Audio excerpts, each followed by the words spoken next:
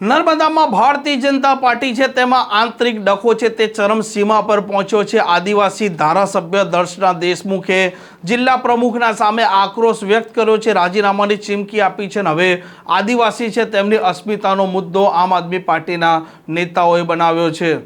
વૈષ્ણવજન તો તેને કહીએ જે પીડ પરાઈ જાનાને રે।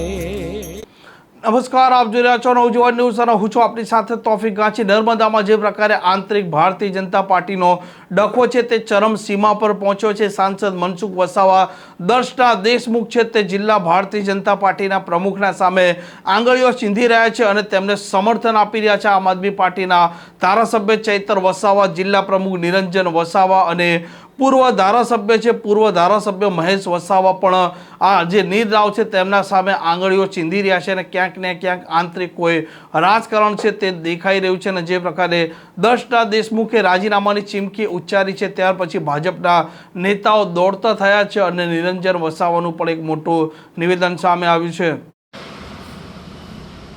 આજ રોજ ભારતીય જનતા પાર્ટી રાજપીપળા ખાતે વિકસિત ભારત સંકલ્પ સંમેલનનું આયોજન હતું, જેમાં મંત્રી શ્રી ઈશ્વરભાઈ પટેલ, એસટી પ્રદેશ મોરચાના પ્રમુખ શ્રી એવા ગણપતભાઈ વસાવા, ભરૂચના સાંસદ મનસુખ વસાવા તેમજ દર્શનાબેન દેશમુખ અને તમામ પદાધિકારીઓ આ કાર્યક્રમમાં હાજર હતા।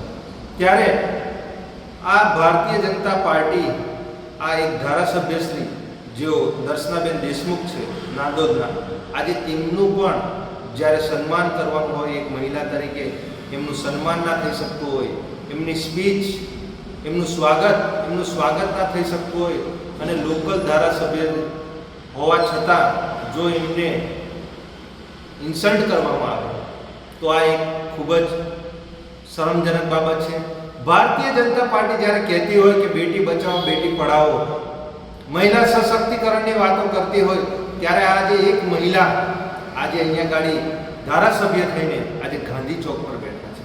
આજે એમણે પોતાનું રાજીનામું પણ લખી દીધું છે અને એમણે અવારનવાર પ્રદેશ લેવલેથી લઈ અને સંગઠનને પણ એમણે જણાવ્યું છે, પણ તેમ છતાં પણ અહીંના લોકલ ધારાસભ્ય શ્રી દર્શનાબેન દેશમુખ હોય કે પછી સાંસદ મનસુખ વસાવા જેઓ સાત દમથી ચૂંટાઈને આવે છે, એમનું ના તો એમનું આપણે પ્રદેશનું નેતૃત્વ કોઈ સાંભળી રહ્યો છે, ના તો એમનું સાંસદમાં કોઈ સાંભળે છે, ના તો કોઈ વિધાનસભામાં સાંભળે છે। એ આ સ્પષ્ટ દેખાય છે। એક આદિવાસી અને એક આદિવાસી ધારાસભ્ય હોય કે આદિવાસી સાંસદ સભ્ય હોય, આજે એમણે અહીંયા ગાડી 70 થી 80% આદિવાસી વિસ્તાર હોવા છતાં આજે એમને જિલ્લા પ્રમુખથી લઈ અને મહામંત્રી એમને આજે ઈશારા કરે છે। એમની હાજરીમાં જ, એમના કાર્યકર્તાઓની હાજરીમાં એમની જોડે ટીકા ટિપ્પણી કરે છે, તો આ ભારતીય જનતા પાર્ટીમાં તમને સ્પષ્ટ દેખાય છે જે કહી રહ્યા છે અમે શિસ્તબદ્ધ પાર્ટી છે, આજે એ પાર્ટીમાં આજે 3-4 ગ્રુપો બની અને આજે એટલા બધા ડખા છે। અને આ ભારતીય જનતા પાર્ટી જે નર્મદા જિલ્લાની છે, એમના નેતાઓ અવારનવાર કહેતા હતા કે અહીંયા ગાડી તો પીળા પટ્ટાવાળા ચાલે જ નહીં। આજે આજ ભારતીય જનતા પાર્ટીના આજે કેસરી પટ્ટાને આજે જિલ્લામાંથી આજે જાકારો આપ્યો છે, તાલુકામાંથી જાકારો આપ્યો છે।